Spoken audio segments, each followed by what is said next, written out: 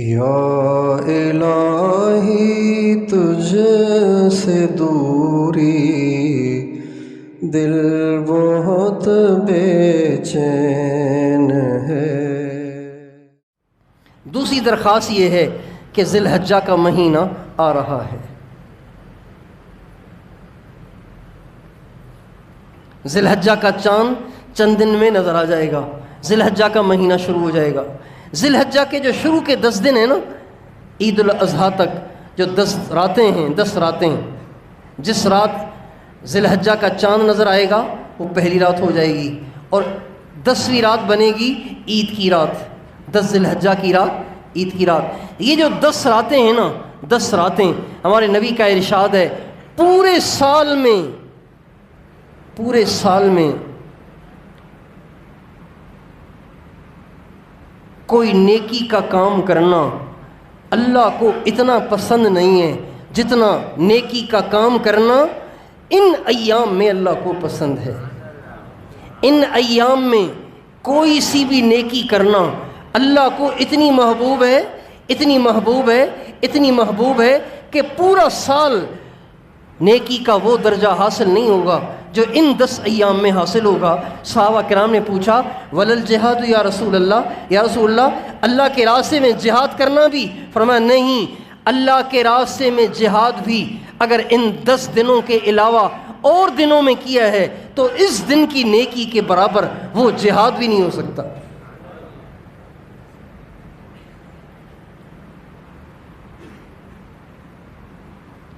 یہ 10 دن جنت بنانے کے دن ہیں، یہ 10 دن اللہ کو راضی کرنے کے دن ہیں، یہ 10 دن اللہ اور اس کے نبی کے قریب ہونے کے دن ہیں۔ لہٰذا ان ایام میں ہمیں اس کی کوشش کرنی ہے کہ زیادہ سے زیادہ قرآن پڑھیں، نفل پڑھیں، درود پڑھیں، اللہ کو راضی کرنے والے کام کریں، صدقہ خیرات کریں۔ اللہ توفیق دے ان 10 دنوں میں ایک سے روزہ اللہ کے راستے میں لگائیں۔ ان 10 دنوں میں جو آپ 3 دن لگائیں گے سارا سال وہ اجر آپ کو نہیں ملے گا جو ان ایام میں لگانے پر ملے گا۔ کون کون ان 10 ایام میں ایک سے روزہ لگائیں گے؟ ماشاءاللہ، سارا سال یہ اجر نہیں ملے گا، سارا سال نہیں ملے گا، اگلے سال پتہ نہیں کسی کو یہ عشرہ ملتا ہے یا نہیں ملتا۔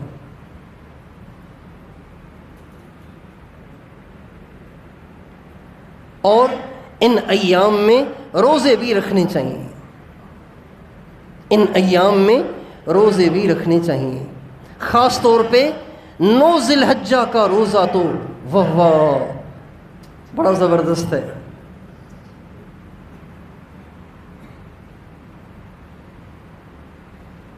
اگلے سال کے گناہ بھی معاف، پچھلے سال کے گناہ بھی معاف 9 ذی الحجہ کے روزے کے۔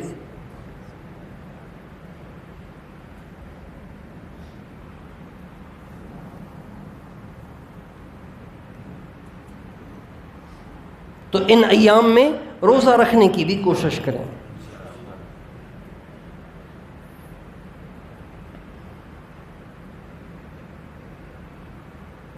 اور جب ذی الحجہ کا چاند نظر آ جائے تو پھر اپنے بال اور ناخن نہیں کاٹنے چاہیے عید الاضحیٰ تک، خاص طور پر جو لوگ قربانی کریں گے ان کو نہیں کاٹنے چاہیے۔ اور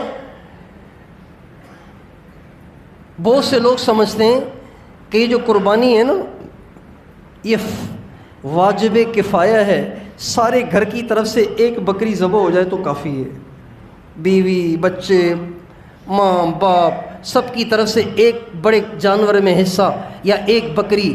نہیں بھائی، ایسے نہیں ہے، ہر آدمی کی طرف سے الگ قربانی ہے، بیوی پر قربانی الگ ہے، خاوند پہ قربانی الگ ہے، اگر بیوی کے پاس تھوڑا سا زیور بھی ہے نا اس پہ بھی قربانی لازمی ہے۔ اور اللہ کے حکم کو پورا کرنے کے لیے جو انسان مال خرچ کرتا ہے اس مال کے خرچ کرنے سے مال گھٹتا نہیں ہے، مال بڑھتا ہے۔ اللہ تعالیٰ فرماتے ہیں یمحق اللہ الربا ویربی الصدقات، جب تم میرے نام پہ خرچ کرو گے میں تمہارے مال کو بڑھاؤں گا، اور اگر تم سود میں مبتلا ہو جاؤ گے تو تمہارے مال کو برباد کروں گا۔ یہ قرآن کی آیت ہے۔ سود میں مبتلا ہو جاؤ گے تمہارے مال کو برباد کروں گا، صدقہ خیرات کرو گے، میرے نام پہ خرچ کرو گے، قربانی کے ایام میں قربانی کرنا، اس کے علاوہ صدقہ خیرات کرنا، اس سے مال گھٹے گا نہیں، بڑھے گا، بڑھے گا۔ بہت سے لوگ ان قربانی کے ایام میں عقل کے گھوڑے دوڑاتے ہیں، اسلام کے احکام ان کو ہضم نہیں ہوتے، اس لیے کہ وہ عقل کے پرستار ہوتے ہیں اور اسلام سے انہیں الرجی ہوتی ہے۔ ہر اسلام کے حکم میں سے کیڑے نکالنا ان کی گندی عادت بن جاتی ہے۔ لہٰذا جب قربانی کے ایام قریب آئیں گے تو بہت سے لبرل قسم کے لوگوں کے میسیجز آپ واٹس ایپ پہ پڑھیں گے کہ بھائی اتنے جانور ذبح کر کے کرو گے کیا؟ اتنے جانور ذبح کرنے سے بہتر ہے کسی غریب، کسی مسکین بیمار کا علاج کروا لو۔ بھائی 10,000 کی بکری ذبح کرنے کی بجائے 10,000 کسی مسکین کو دے دو، وہ بیچارہ قرضہ اتار لے۔ بکری ذبح کرنا کوئی ضروری ہے؟ یہ عقلی گھوڑے دوڑانے والے اس قسم کی باتیں کر کر ہمیں اللہ کے حکم سے ہٹانے کی کوشش کریں گے۔ ہمارے پاس اس کا ایک ہی جواب ہے کہ ہم اللہ کے احکام کو اس لیے نہیں مانتے کہ ہماری عقل اس کو مانتی ہے، ہماری عقل اسے مانے نہ مانے، ہمیں تو وہ کرنا ہے جو اللہ اور اس کے رسول نے کہا ہے۔ عقل پہ تو ہم چلتے ہی نہیں۔ حضرت علی فرماتے ہیں اگر لو کان الدین بالرأی، اگر دین کا تعلق عقل کے ساتھ ہوتا، سمجھ کے ساتھ ہوتا، تو پھر پتہ ہے کیا ہوتا؟ اگر دین کا تعلق عقل کے ساتھ ہوتا تو یہ جو چمڑے کے موزے پہنتے ہیں نا، چمڑے کے موزے، وضو کر کے موزے پہن لیتے ہیں، پھر وضو ٹوٹ جائے تو سارا وضو کر کے پاؤں نہیں دھوتے، پاؤں کے اوپر مسح کر لیتے ہیں اور مسح کرتے ہیں موزوں کے اوپر۔ تو حضرت علی فرماتے ہیں اگر دین کا تعلق عقل کے ساتھ ہوتا تو موزے کے اوپر نہیں، موزے کے نیچے مسح ہونا چاہیے، اس لیے کہ میلا حصہ تو نیچے کا ہوتا ہے، اوپر کا تھوڑی ہوتا ہے۔ بھئی جب آدمی موزے پہن کے چلتا ہے تو نیچے کا حصہ میلا ہوتا ہے کہ اوپر کا؟ نیچے کا۔ تو اگر عقل سے دین کا تعلق عقل کے ساتھ ہوتا، دین کا دار و مدار عقل پہ ہوتا تو نیچے سے مسح کرنا چاہیے نا۔ مٹی تو نیچے لگی ہے، اوپر تو لگی نہیں، لیکن اوپر مسح کرنا یہ اس بات کی دلیل ہے کہ ہم عقل کے پرستار نہیں ہیں، ہم تو اللہ کے پرستار ہیں۔ خون نکلا ہے ٹانگ سے اور وضو میں دھو رہے منہ، تو عقل تو یہاں بھی کام نہیں کر رہی۔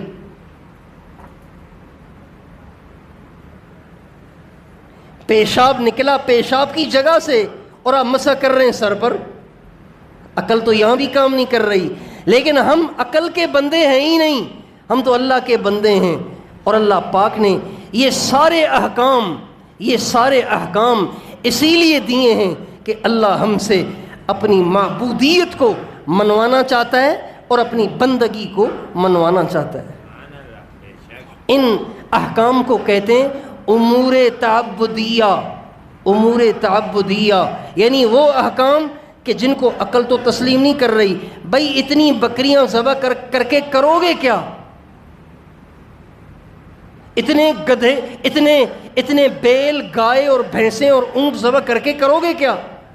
اس سے بہتر تو یہ ہے کہ جس کے پاس کرائے کا مکان ہے اور کرایہ دینے کے لیے پیسے نہیں ہیں، اس کو پیسے دے دو۔ عقل تو یہ کہہ رہی ہے، لیکن ہمارے نبی نے فرمایا ان 3 ایام میں، یہ جو بقرہ عید کے 3 دن ہیں، ہمارے نبی نے فرمایا ان 3 دن میں خون بہانے سے بڑی نیکی کوئی ہے ہی نہیں۔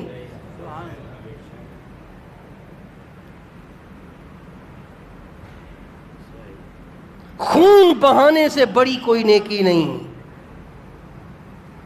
آپ 10,000 بے گھروں کو گھر بنوا کر دے دیں، یہ نیکی چھوٹی ہے، خون بہانا اس سے بڑی نیکی ہے۔ 1 کروڑ بے گھروں کو گھر بنوا کر دے دیں، بنگلے بنوا کے دے دیں، ان کو لکھ پڑھ کے رجسٹرڈ کر کے دے دیں، یہ چھوٹی نیکی ہے۔ خون بہانا ان 3 ایام میں بڑی نیکی ہے۔ یہ ہمارے نبی کا ارشاد ہے۔ لہذا ہمیں تو خون بہانا ہے، عقل میں آئے نہ آئے، عقل میں آئے نہ آئے، ہمیں تو کیا کرنا ہے بھائی بتاؤ؟ خون بہانا ہے، یعنی جانور قربان کرنا ہے جس کے ذمے قربانی ہے۔ اور قربانی کے فضائل تو اتنے ہیں، قربانی کے فضائل تو ایسے ہیں کہ جس پر قربانی نہیں ہے نا اس کو بھی کرنی چاہیے۔ سچی بات تو یہ ہے۔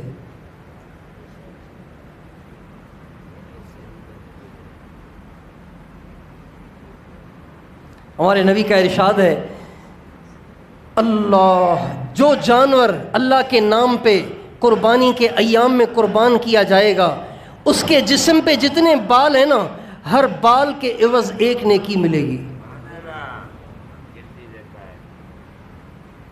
صحابہ نے کہا فصوف یا رسول اللہ، یا رسول اللہ اگر اون والا جانور ذبح کیا جائے تو؟ چونکہ بکری کے جسم پہ بال تھوڑے ہوتے ہیں، اور جو جانور اون والا ہو جیسے مینڈھا ہے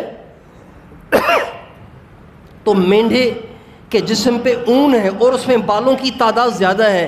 آپ نے فرمایا جس کے جسم پہ اون ہے اس کو بھی ہر بال کے برابر 1 نیکی ملے گی۔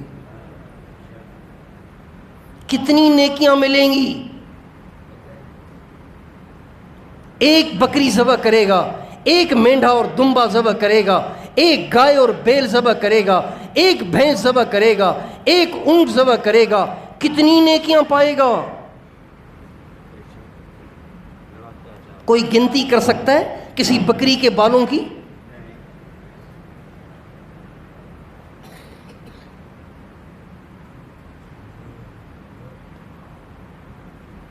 جو غریب ہیں وہ بھی کوشش کریں، کر لیں۔ ہاں، غریبوں کے لیے بھی اللہ نے گنجائش رکھی ہوئی ہے۔ بہت سے مدارس نے اجتماعی قربانیوں کا محتاط نظام بنایا ہوا ہے۔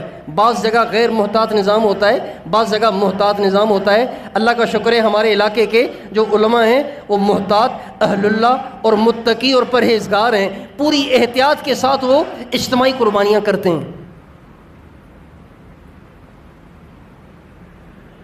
تو ان میں بھی قربانیوں کی مختلف کیٹیگریاں رکھی ہوئی ہیں۔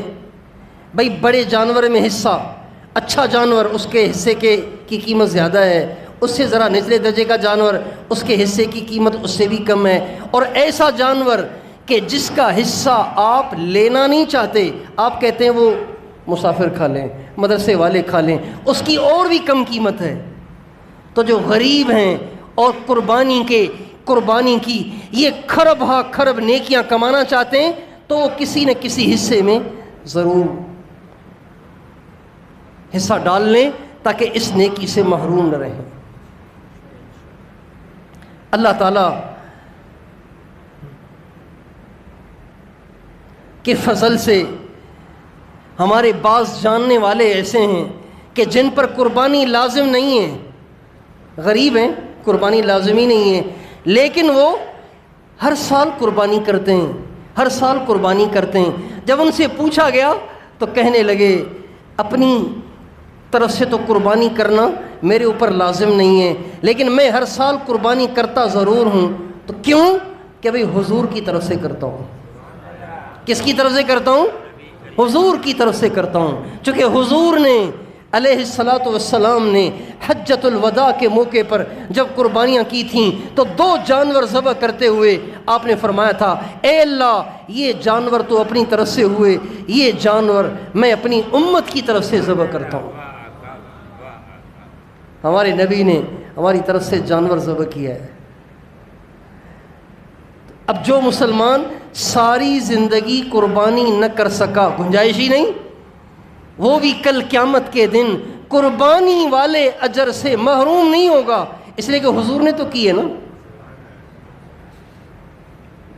تو بھئی جس حضور نے قربانی کے موقع پہ ہمیں یاد رکھا تو ہمیں بھی حضور اکرم صلی اللہ علیہ وسلم کو قربانی کے موقع پہ یاد رکھنا چاہیے۔ جن کو اللہ نے استعداد دی ہے تو وہ اپنی طرف سے الگ بکری، حضور کی طرف سے الگ بکری، اہل بیت کی طرف سے الگ بکری، صحابہ کی طرف سے الگ بکری، ماں باپ دنیا سے چلے گئے ان کی طرف سے الگ بکری، اور جو یہ نہیں کر سکتے کسی بڑے جانور کو خرید لیں، ان سب کی طرف سے الگ حصہ۔ جو یہ نہیں کر سکتے تو کم از کم 2 کر لیں، ایک آپ علیہ السلام کی طرف سے، ایک اہل بیت صحابہ ماں باپ سب کی طرف سے۔ اپنی طرف سے تو کرنی ہے، جس کے اوپر لازم ہے اس کو تو کرنی ہے۔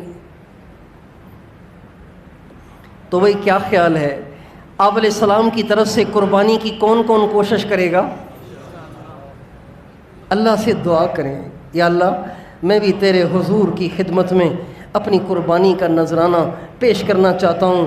میری جیب کے حال کا تجھے پتہ ہے، تیرے خزانوں میں کمی نہیں ہے، کوئی ایسا کرم کر دے کہ میں بھی حضور کی خدمت میں یہ نذرانہ پیش کرنے کی سعادت حاصل کر سکوں۔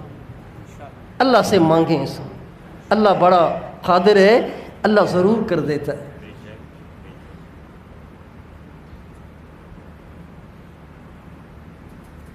ایک اللہ والے تھے،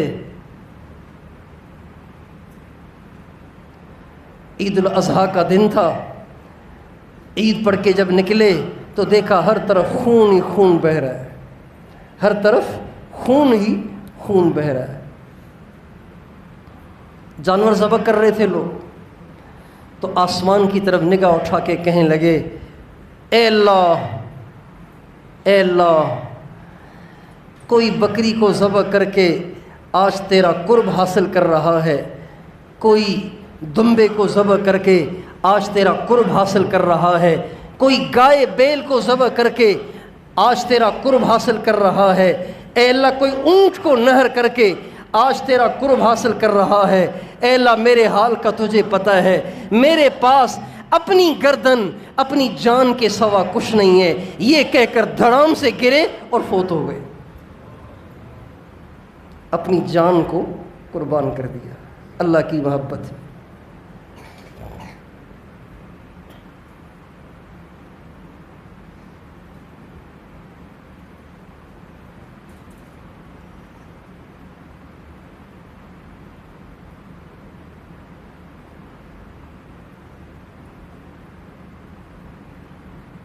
اور عید الاضحیٰ کے دن جب جانور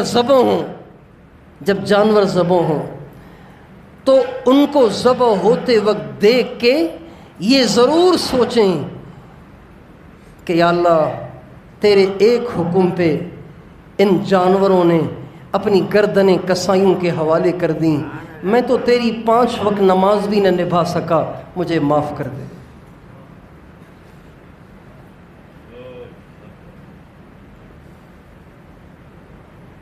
مجھ سے تو یہ بکریاں اور مینڈھے اور بیل اور اونٹ اچھے ہوئے جنہوں نے اپنا خون بہا دیا تیرے حکم پہ۔ اللہ نے ان کو تابع کیا ہے نا، ورنہ بیل کو پکڑنا کوئی آسان ہے؟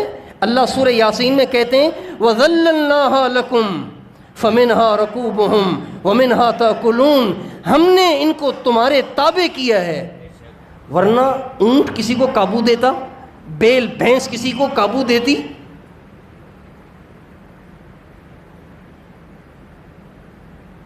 اللہ کا حکم ہے، ذبح ہو گئے۔ اور پھر ان جانوروں کی گردنوں سے خون کے فوارے چھوٹتے دیکھ کر اپنے آپ کو ملامت کر کے اللہ کی اطاعت والی زندگی کا عزم اور نیت کریں۔ عید الاضحیٰ والے دن کہہ رہا ہوں، جب جانوروں کے گردنوں سے، ان کے گلوں سے، ان کے نرخرے سے خون کے فوارے چھوٹ رہے ہوں، تو اس دن اپنے نفس، اپنی ذات کو ملامت کر کے اللہ کی اطاعت میں زندگی گزارنے کا عزم کریں کہ ارے ان جانوروں نے تو گردنیں کٹوا دیں اور اپنے آپ کو ذبح کروا دیا اللہ کے ایک حکم پر، اور تجھ سے 5 وقت کی نماز بھی نہ ہو سکی، تو ان جانوروں سے بھی گیا گزرا ہوا.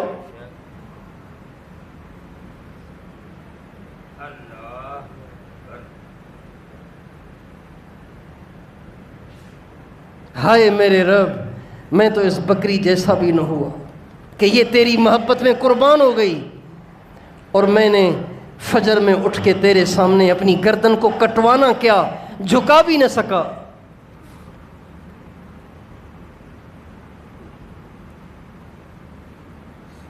تیار ہیں انشاءاللہ؟ اللہ تعالیٰ مجھے اور آپ کو توفیق عطا فرمائے.